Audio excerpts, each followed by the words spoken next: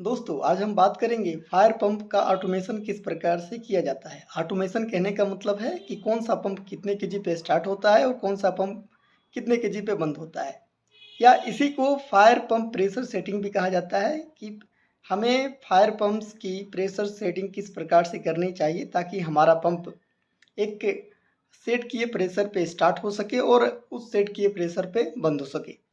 तो दोस्तों इस वीडियो में मैं 5 पंप की प्रेशर सेटिंग आपको बताने जा रहा हूं और उम्मीद करता हूं कि आपको इस वीडियो से काफ़ी मदद मिलेगी और आप फायर पंप का प्रेशर सेटिंग कर पाएंगे। देखिए सबसे पहले में हम बात कर लेते हैं फायर डीजल इंजन पंप के बारे में। फायर डीजल इंजन पंप का जो ऑटोमेशन सेट किया जाता है वो आपका 2 केजी पे सेट होता है, यानी ये 2 केजी पे fire diesel engine pump start हो जाता है। लेकिन फायर डीजल इंजन पंप के केस में आपको एक बात मेमोराइज करनी होगी कि there is no any hard and fast rule. यहाँ पे कोई भी हार्ड एंड फास्ट रूल नहीं है जिसकी मदद से आप फायर डीजल इंजन पंप को ऑटो में बंद कर सकते हैं। हमेशा याद रखिएगा इस बात को कि अगर एक बार fire diesel engine pump auto में स्टार्ट तो हो सकता है, जो आपने प्रेशर सेट किया है, मान लीजिए हमने 2 केजी सेट किया है, 2 केजी में स्टार्ट तो हो सकता है, लेकिन ये ऑटो में बंद नहीं हो सकता है। इसको बंद करने के लिए आपको पैनल के माध्यम से पैनल को सबसे पहले आपको मैनुअल में करना होगा और मैनुअल में ही फायर डीजल इंजन पंप होता है। तो मैंने फायर डीजल इंजन पंप के लिए बताया कि फायर डीजल इंजन पंप का जो प्रेशर सेटिंग होता है, इसका ऑटोमेशन करने के लिए आपको 2 केजी रखना है। तो 2 केजी में ये पंप आपका स्टार्ट हो जाएगा, लेकिन वहीं पे बंद करने के लिए आपको पैनल से डीजल इंजन पंप को मैनुअल में लाके और उसके बाद बंद करना होगा। ये केवल ऑटो में स्टार्ट हो सकता है लेकिन बंद नहीं हो सकता है।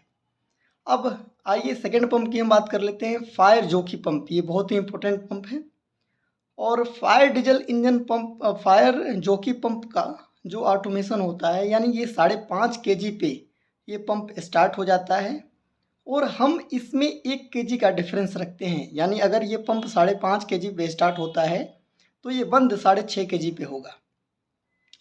और आपको पता ही है कि जॉकी पंप का यूज़ बेसिकली प्रेशर लाइन की प्रेशर को मेंटेन करने के लिए किया जाता है।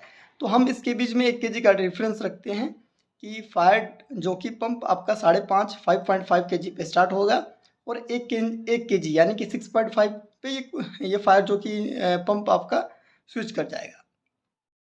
देखिए तीसरा पंप फायर स्प्रिंकलर पंप, जो कि 3 केजी पे स्टार्ट होता है और आप इसको ऑटो में बंद नहीं कर सकते हैं। फायर स्प्रिंकलर पंप एक बार अगर ऑटो में स्टार्ट हो गया तो इसको बंद करने के लिए पैनल के माध्यम से इस पंप को मैनुअल में करना होगा और मैनुअल में ही ये पंप बंद होता है। जो चौथा पंप होता है वो फायर हाइड्रेंट पंप होता है और हाइड्रेंट पंप हमेशा इसका ऑटोमेशन 4 केजी पे सेट किया जाता है, यानी हाइड्रेंट पंप 4 केजी पे स्टार्ट होता है और इस पंप को भी मैनुअल में बंद करने का ही उपाय है। आप इसको ऑटो में बंद नहीं कर सकते हैं। तो ध्यान दीजिए एक चीज़ यहाँ पे कि मैंने अभी आपको ये बताया कि फायर स्प्रिंकलर पंप 3 केजी पे ऑटो में स्टार्ट हुआ और फायर हाइड्रेंट पंप आपका 4 केजी पे स्टार्ट हुआ। यानी आपने देखा कि स्प्रिंकलर और हाइड्रेंट पंप के बीच में जो ऑटोमेशन का डिफरेंस है वो 1 केजी है। तो हमेशा आपको इस बात का याद रखना है कि अगर आपने स्प्रिंकलर पंप को 3 केजी पे सेट कर रखा है तो आपको हाइड्रेंट पंप को 4 केजी पे सेट करना है, या वाइस वर्सा। आप ऐसा भी कर सकते हैं, अगर आपने हाइड्रेंट पंप को 3 केजी पे सेट कर रखा है तो उस केस में आपको फायर स्प्रिंकलर पंप को 4 केजी पे सेट करना होता है। यानी इन दोनों पंप के बीच में आपको 1 केजी का डिफरेंस देना ही है।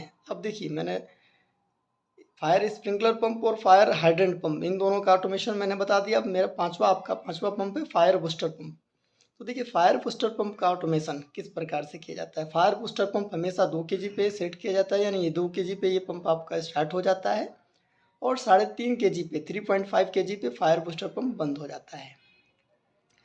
अब आइए एक बार इस वीडियो के एंड में मैं आपको ब्रीफ में एक्सप्लेन कर देता हूँ कि ये जो इतने मैंने 5 पंप बताए हैं तो आप इसको कैसे मेमोराइज कर पाएंगे कि किसका प्रेशर कितने पे सेट होता है। देखिए 5 पंप में 3 पंप का तो बिल्कुल फिक्स है कि वो ये 3 पंप केवल ऑटो में स्टार्ट हो सकते हैं, लेकिन ये ऑटो में बंद नहीं हो सकते हैं। जैसे कि सबसे पहले मैंने बताया था फायर डीजल इंजन पंप, जो कि 2 केजी पे ये ऑटो में स्टार्ट तो हो सकता है, लेकिन ये ऑटो में बंद नहीं हो सकता है। सेकेंड चीज, फायर स्प्रिंकलर पंप। इस केस पे इसके लिए मैंने ये बताया कि फायर स्प्रिंकलर पंप 3 केजी पे स्टार्ट होता है, ऑटो में स्टार्ट हो जाता है, लेकिन ये भी ऑटो में बंद नहीं होता है। और तीसरा मैंने ये बताया फायर हाइड्रेंट पंप, जो कि 4 केजी पे ये ऑटो में स्टार्ट होता है, लेकिन ये ऑटो में बंद नहीं होता है। आप इन तीनों पंप को बंद करने के लिए आपको पैनल के माध्यम से सबसे पहले आपको मैनुअल में करना है, और मैनुअल में ही आपको बंद करना पड़ेगा।